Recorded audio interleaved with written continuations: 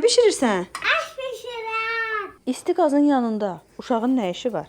Bəli, onun cəmi 3 yaşı var. Bəli, o öz stolunu gətirib mənim yanımda dayanır. Yemək hazırlayanda prosesə qoşulur, makaronu qazana tökür, tərəvəzləri yuyur, süfrənin hazırlanmasına kömək eləyir. Bir çox insan bunu görəndə narahat olur. Evdəkilər də düşünürlər ki, uşaq təhlükədən uzaq olmalıdır, sadəcə oyuncaqlarla oynamalıdır. Amma mən başqa cür düşünürəm. Çünki oyun təkcə oyuncaqlarla olmur. Uşaqlar həyatı oyuncaqlardan deyil, həyatın özündən öyrənirlər. Bu gün bizə Montessori adı ilə təqdim olunan bir çox şey əslində yeni deyil. Uşağa uyğun mühit yaratmaq, ona kiçik məsuliyyətlər vermək, gündəlik işlərə cəlb eləmək, özünü ailənin bir hissəsi kimi hiss etdirmək. Bunların çoxunu bizim analarımız, nənələrimiz illər əvvəl təbii şəkildə eləyirdilər. Sadəcə bu gün həmin yanaşmanın bir adı var.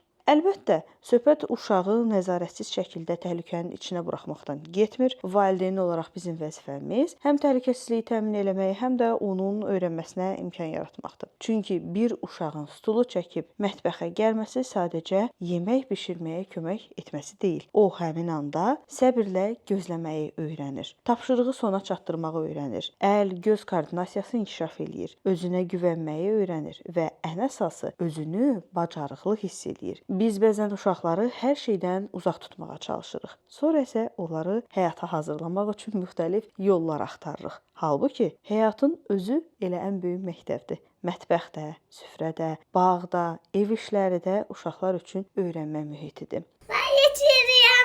Afərin. Bəzən ən yaxşı dərs bir qaşığı yerinə qoymaqda, tərəvəz yummaqda, anasına kömək eləməkdə və ya birlikdə bişirilən sadə bir makaronun içində gizlənir. Mən istəyirəm ki, Hilal həyatdan kənarda böyüməsin, elə həyatın içində böyüsün. Çünki uşaqlar sadəcə izləyərək deyil, iştirak edərək öyrənirlər.